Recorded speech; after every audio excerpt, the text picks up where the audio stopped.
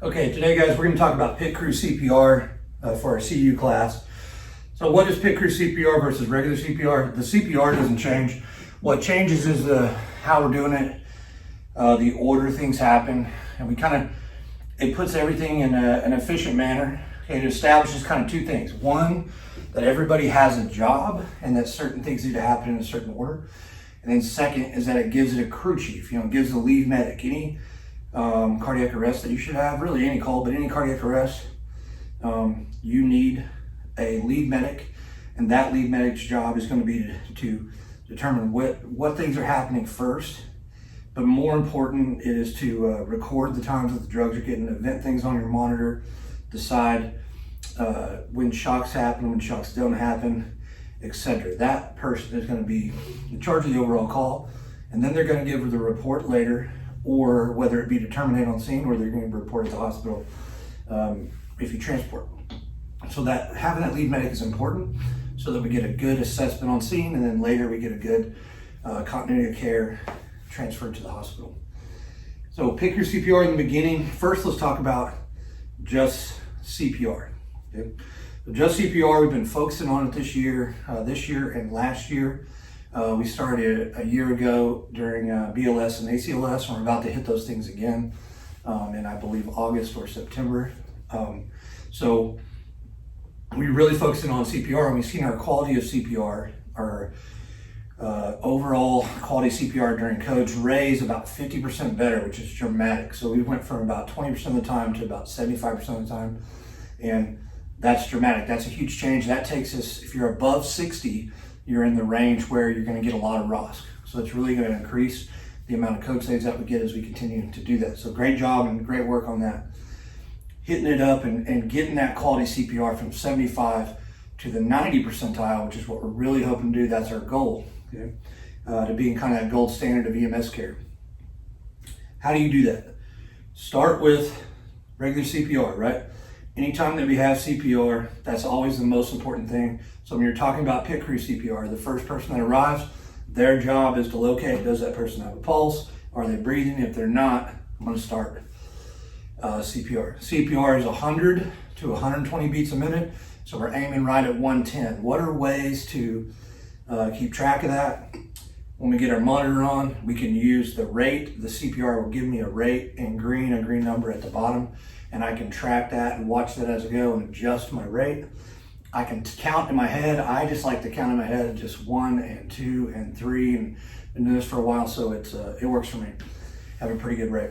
There's a metronome on your phone. If you're really struggling, you can download a phone metronome app, turn the metronome on at 110 beats a minute. I've demonstrated, but I'm obviously using my phone to film this. But you can use that app. The other big one is time, of when we're checking rhythms and how long our pauses are when we do those rhythm checks. So once you have the airway established, which we're going to do as our second, and when our second rescue arrives, once you have the airway established, we're using our end-tidal CO2 and the sudden increase of that to detect ROS. This pulse check that we're doing, we shouldn't expect the pulse to be there if we haven't had that change in capnography. So if we started at 18, we're still at 18. When I do my rhythm check, this pulse check is just really symbolic in case I find something on the monitor. So if I see VTAC, I know whether it's VTAC with a pulse or VTAC without a pulse. That's really the only difference, because I'm not going to have that pulse there if the cap note's still 18. It's not scientifically possible. So use your end-tidal to detect ROS.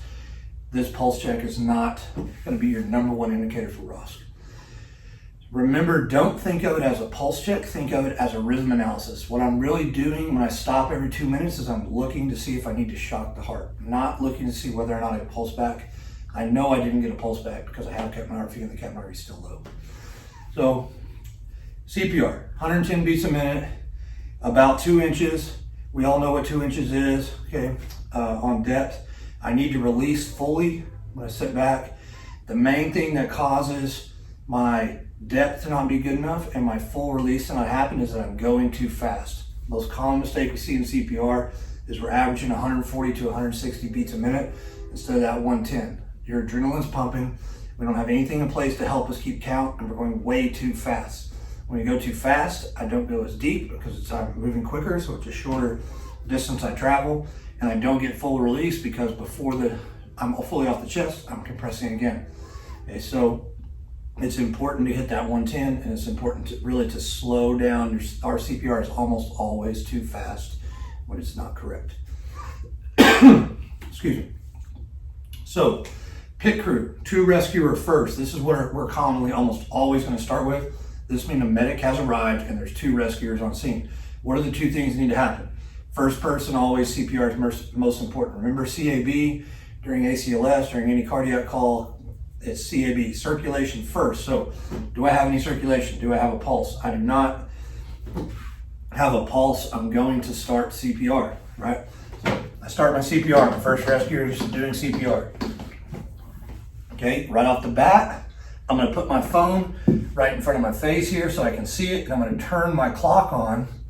Okay, hit my clock. It should already be in my hand when I got the call. I set it down, hit my clock on, and I start. And I'm doing 2 minutes of CPR. Okay? During that first 2 minutes, what needs to happen? The second most important thing, still with circulation, is I see what rhythm I am so that I know, do I need to defibrillate the heart? If you guys remember the chain of survival during ACLS class, first is early recognition, that's somebody saw and called. Then when I get there, I check a pulse immediately to see if that's what needs to happen. 2, early CPR, which we're working on right now. 3, early defibrillation, which is what the monitor does. Okay, so if we can defibrillate that person inside the first 10 minutes, we have a really good chance of getting them back. So we need to get that monitor on, okay? It should not interfere with my CPR. I make my hand to a fist, get my fingers out of the way, and on top, doing CPR in the center. I have plenty of room on the top of the chest and the side of the abdomen to place those patches without getting in the way of me stopping CPR. So I'm rocking away. Once the puck gets here, okay, I grab the puck, put it down, immediately restart CPR. Now that the puck's in place, always use the puck. And I've got this plugged in. Now I get my number on the monitor and I can really dial my CPR in. Okay.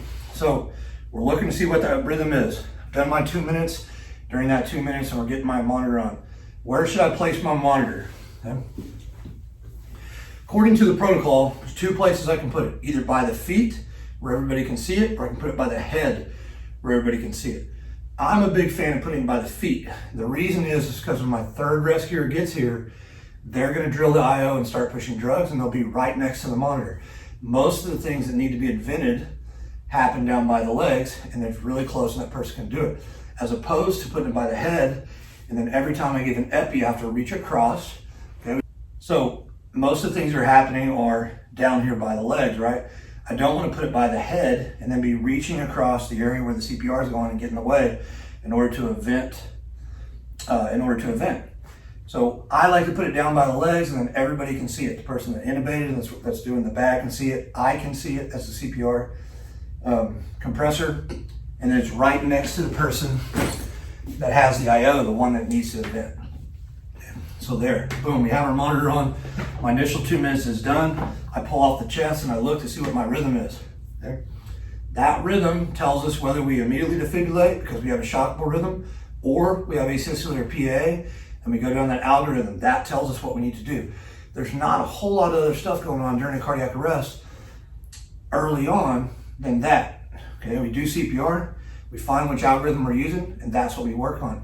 We have about 10 minutes now, okay? About 8 minutes left of our initial 10.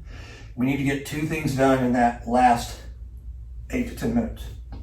The first most important is to establish an advanced airway. Okay? So during this advanced airway does a lot of things for me. 1, it secures the airway, obviously. Okay. 1, it starts to reoxygenate the patient. It's okay initially for me to recirculate the blood during CPR, but I need to reoxygenate that blood. Okay, and we have about 10 minutes before we completely run out of time with all that blood and we start doing a lot of cell damage. So I need to get that established. That takes a little bit longer than the IO, and it's a little bit more important because it reoxygenates my blood for me, and it also gives me that capnography, lets me see where this patient's at, and lets me detect ROSC. Okay. So 2 rescue CPR. First person doing compressions, second person's establishing the airway. Okay. I'm just gonna be working on my 2 minute clock. I'm looking at 2 minutes. doing compressions. I'm going to stop. I'm going to check my rhythm. I have 10 seconds to check and I'm back on the chest. Okay. This is on me when my second rescue establishes the airway. Okay. If for some reason we only have two, we're not getting backup. When that second rescue is done, they're going to then start the IO. They're going to take over as the lead medic and start giving drugs. But we should be transitioning at this point to 4 or 5 rescuer. Okay, so we're going to work with 4. We're going to talk about mainly 2 and 4 today. Let me quickly address 3 actually. Just had 2. We're going to talk about 3. If we were minimum on the medic, stays the same. I'm number 1 CPR, most important. Number 2 is the airway. Number 3 is the IO and the drugs, and that person should be the lead medic.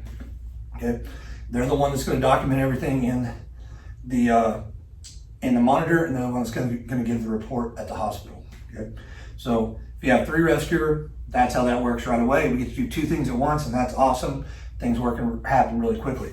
Generally, we're going to get 2 and 2, and we'll be working with 4 rescuers. So we'll talk about 4 rescuer. Same thing. Number 1 man, you're on CPR. Number 2 rescuer, get the monitor attached, get it in a place that it needs to be. We check the initial rhythm. I'm in control of the time. Second rescuer, you've got the monitor on. We know whether we need to shock or not. We do not. Start the advanced airway and get my airway going. My engine crew arrives, now I have 2 more people. 1 person immediately gets to the IO, they go ahead and drill, they start giving drugs. My 4th rescuer, you're going to assist whoever needs assist right now.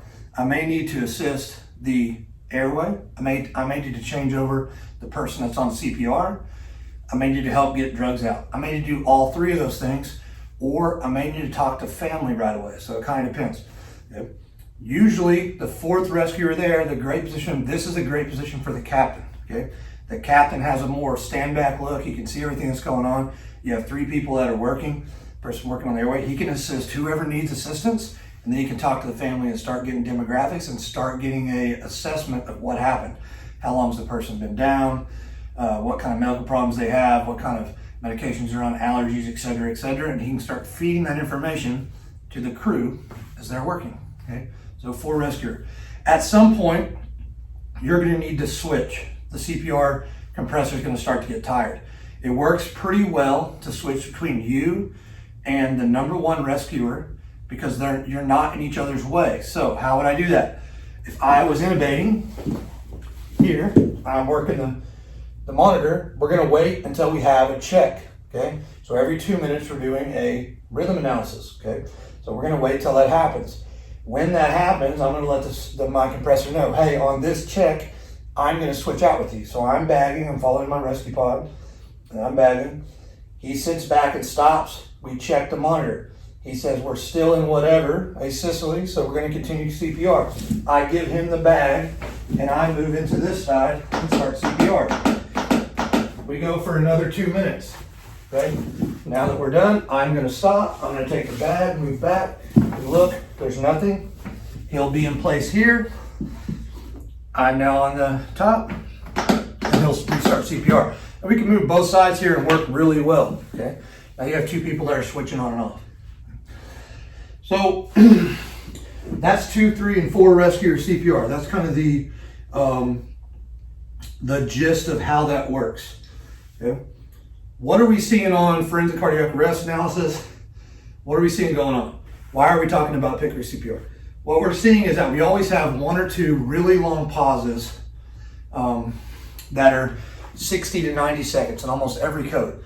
What these are is usually when we're putting the auto pulse on or we're moving the patient to the cot to get them on a auto pulse, we have a long, like a minute pause of CPR. Okay, so we have to avoid those things. As the auto pulse is getting ready, you still need to be compressing. When you get the auto pulse completely ready, they may slide it under the patient and we have to restart CPR. Okay, while they're getting the bands ready. But we can't have a 60 to 90 second pause when we're putting the auto pulse on. After this video, we'll also have another video coming up later this month talking about different ways to get the auto pulse on a little more efficient. So that first 10 minutes is really crucial. Okay, that's the other thing that we're seeing that we've had on a couple of arrests. That first 10 minutes, a few things have to happen. Okay? We got to get there. I got to verify that there's a cardiac arrest and start CPR. And we need 10 solid minutes of CPR with only 10-second pauses every 2 minutes. We have to get that initial good CPR. Next is we got to get the monitor on, as we talked about, and we got to determine what rhythm we're working with. And we got to do that quickly. And the most common rhythm that you're going to see on an arrest early on is VFib. Okay, when a person's VFib or VTAC, you're going to see one of those two. Okay, when a person goes down, if they haven't been down very long, we should expect that. So we should be looking for that. We know this is a witness arrest. They probably still in a shockable rhythm, so we need to get that on quickly. Find out what we're working with. If it's not a shockable rhythm, then that tells us the algorithm that we're working with. So, first 10 minutes, good CPR, monitor on. Other two things have to happen. I have to establish a advanced airway, whether that be an ET tube or an iGel, within 10 minutes from my getting on scene and CPR starting. Once I start CPR, that clock is ticking. I need to get an advanced airway started within 10 minutes. If I do that, their chances of survival are pretty good. Okay? That initial end-tidal CO2 is going to tell me where we're at, how good my CPR is, do we have ROSC, how long this person has been down. Okay? If they have a CPR that's still relatively normal, still within the 30 to 35 range, okay, we know things are going pretty good. They haven't been down very long, and the CPR is good quality. If we drop that airway and we get an initial CO2 of 10, okay, we know that person's been down for a while, and that we need to get good CPR going, and that number should be rising as we start doing our good CPR. Now that the airway is secure, the other thing that has to happen in 10 minutes is the IO. We have to establish an IO and push our first epi within 10 minutes of arriving next to the patient. So those things have to happen. There's quite a few of them that have to happen. Okay? The big one that we're seeing that's not happening in time is that we're not getting our airway established fast enough. We have several arrested recently where we're in the 20-minute range to get airways established. We have to have an airway established within 10 minutes. What makes it easier? Okay, suggestions for people to make this easier. The first 10 minutes should be worked on scene. Okay, usually in the house, like I'm in the gym right now, is the most room. If I get if I get started on there and I spend at least 10 minutes there, I prefer to spend 20 minutes there, but if I spend at least 10 minutes there establishing the airway, getting good CPR, and pushing the drugs, every study done in the last decade has shown that is that's what gives a person the best chance of survival.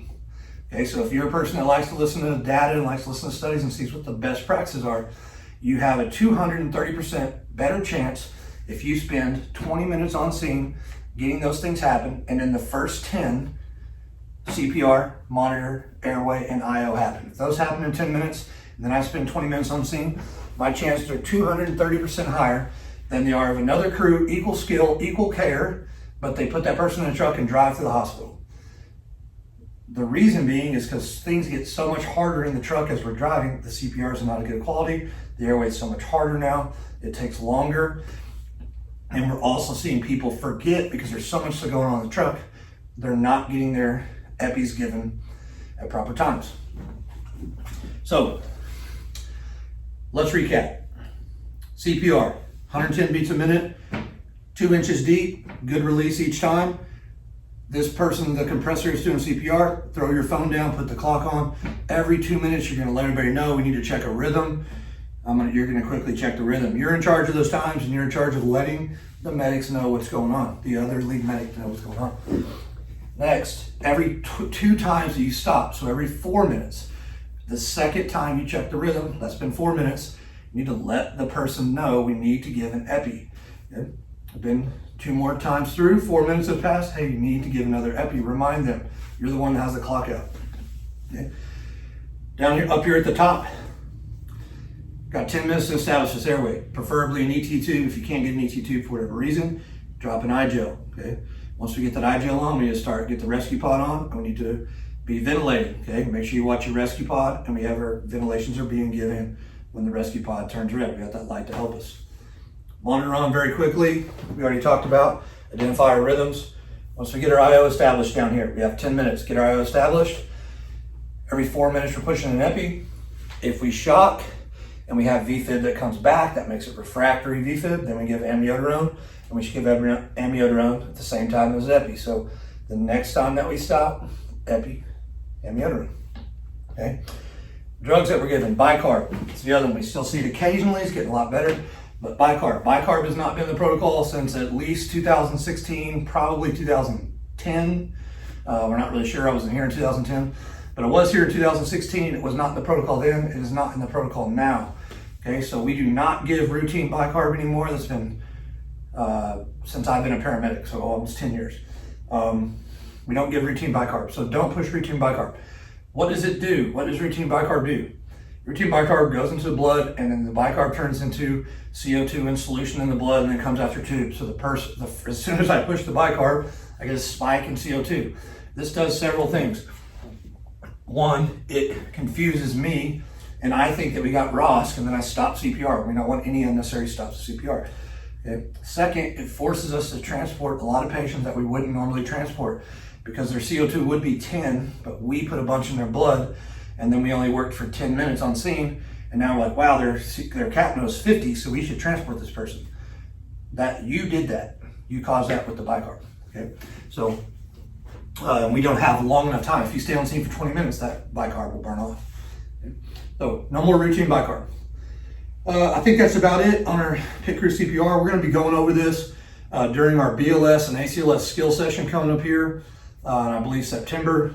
So have this fresh in your mind. Make sure that you work on it. This thing makes everything so much easier, makes things so much less chaotic, puts people everywhere that they need to be. We already do this for the most part. Excuse me. Excuse me, guys. We already do this for the most part. We just need to dial it in and kind of get a little bit better at some stuff so we can get a little bit more efficient. Thank you guys for watching. Appreciate all your hard work. Appreciate all your time watching this training. I hope you liked the video. If you have any questions about it, you can always reach out to me and I'll help you out. I'll see you guys next time.